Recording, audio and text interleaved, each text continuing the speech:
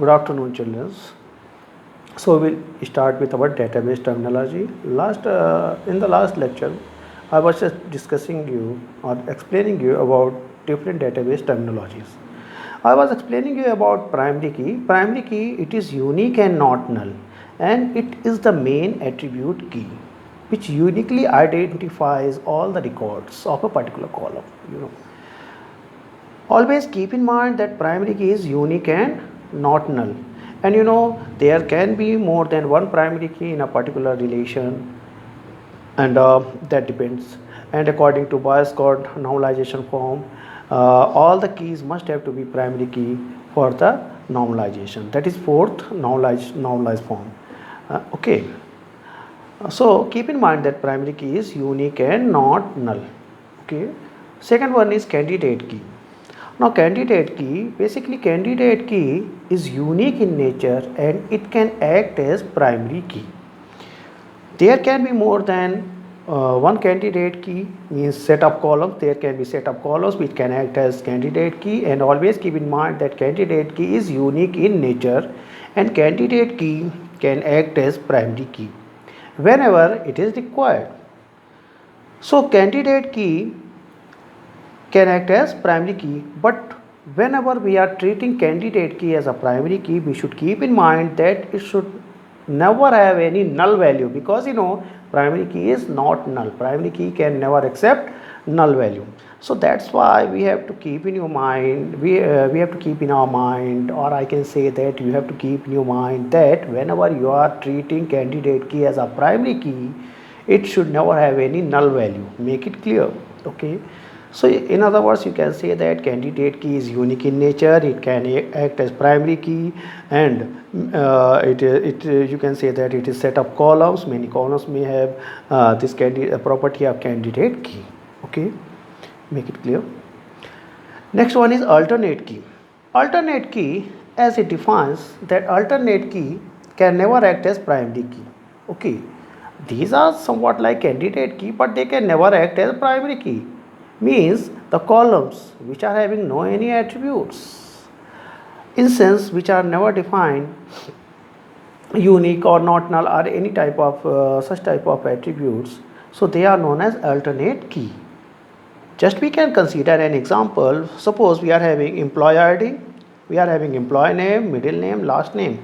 Then employee ID is primary key, then employee name, middle name, last name. These are alternate keys, because they can never act as primary key.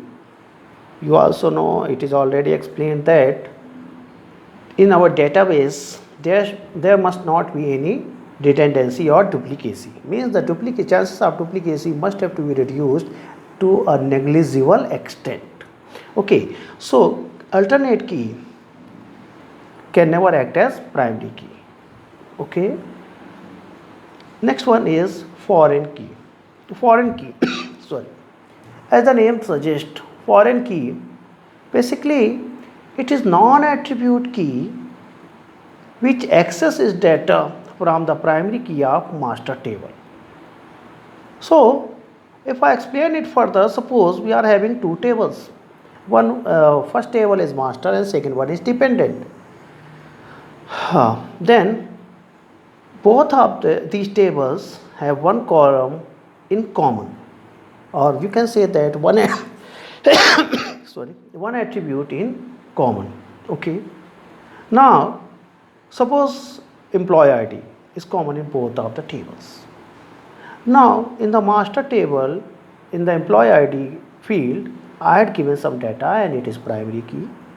Now the data of employee ID of master table is sent to employee ID of the dependent table.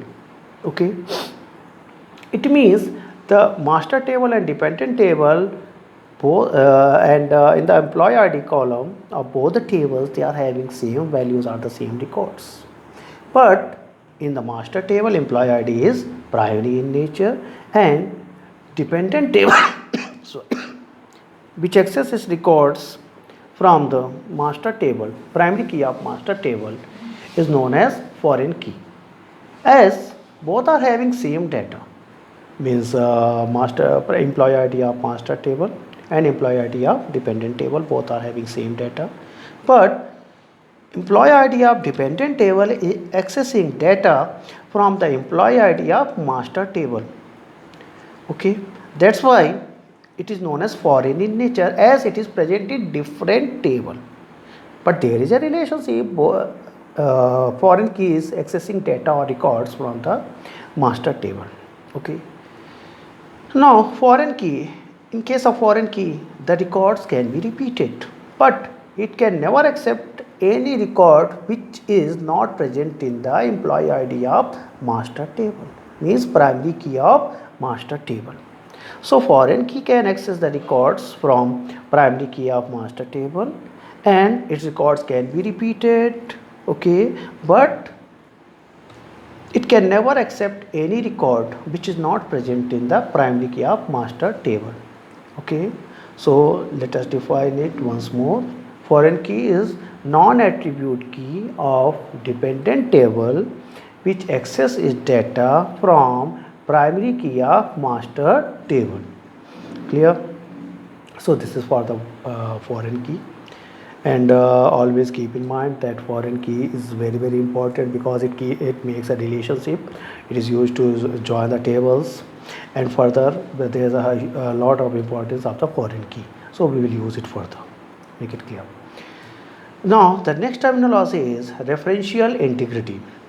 Referential integrity, basically it is not any terminology, it is a concept. And it is a very basic concept. While creating the foreign key, this concept of referential integrity is used. Basically, referential integrity is having some rules which are implemented while creating foreign key. So keep it clear and always keep in your brain that whenever we are creating foreign key, there are some rules that we have to follow, and those rules are known as referential integrity. And the first rule is always the data need to be inserted in the primary key and afterwards to the foreign key. Means we cannot directly insert data to the primary key. Okay, the first rule says that always data need to be inserted in the primary key first of all and then to the foreign key, because foreign key accesses the data from primary key. So it is the first rule. Second rule, primary key cannot be updated or modified. Question arises, why we can't update or modify primary key? Because there is interrelated data in the foreign key. That's why primary key cannot be modified or updated. But there are some options, there are some values or constants with the foreign key with the help of which we can update or modify the primary key. But we will later discuss. But according to the referential integrity, this you have to keep in mind that primary key cannot be modified or updated. Third concept is primary key cannot be changed or deleted. Make it clear, primary key cannot be changed or deleted. And once again the question arises, why we can't delete or change the primary key? Because the simple answer, there is interrelated data in the foreign key, and whenever we are going to change or update or delete the primary key, it will always produce an error, violation of foreign key concept. Okay, so we have to keep in mind that primary key cannot be changed or deleted. So in this way we are having three rules of referential integrity. So once again, what is referential integrity? Basically it is not any terminology. Referential integrity, these are the sets of rules, and these rules are implemented while creating the foreign key. And first rule is data can be inserted directly to the primary key, but it cannot be inserted directly to the foreign key. After inserting data or records to the primary key, we can insert data to the foreign key. Second one, primary key cannot be updated or modified, okay, because there is interrelated data in the foreign key. And third rule says that primary key cannot be changed or deleted, okay, and the simple answer, because there is interrelated data in the foreign key. And if these three rules are not followed, then always MySQL or SQL or Oracle or any particular RDBMS or DBMS, they produce an error which is known as violation of foreign key constraint. Okay, so one more thing, rows or tuple, okay, or records, these are the same thing. Field, attribute and columns, these are the same thing.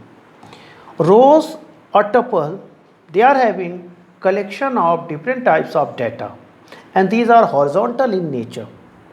Field or attributes or sorry, field or attributes or columns, they are vertical in nature, and they are having set of same type of data, means same data type of data, such as name. In the name column we are having names only.